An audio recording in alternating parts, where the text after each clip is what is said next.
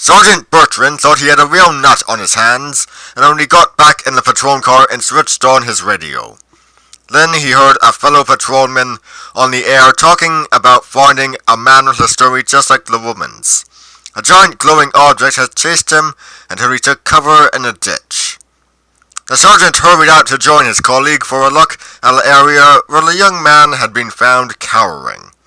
On his way he passed a farm field in which a number of horses were galloping about wildly, as though scared half out of their wits.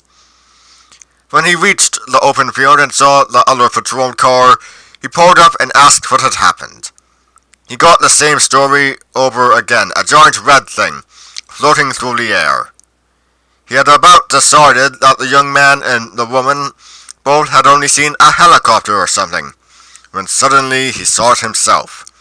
The whole field lit up, bathed in a red glow, and a vaguely round-shaped object dropped over the field and paused, hovering silently about 100 feet above the ground.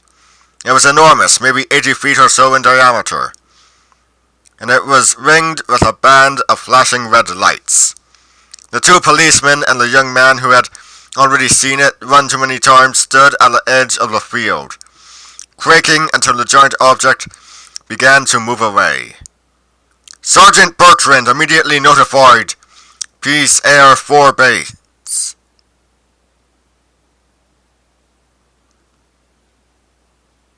While he was talking with officials at Peace, half a dozen other residents of the area called it in to report seeing the big, silent red form.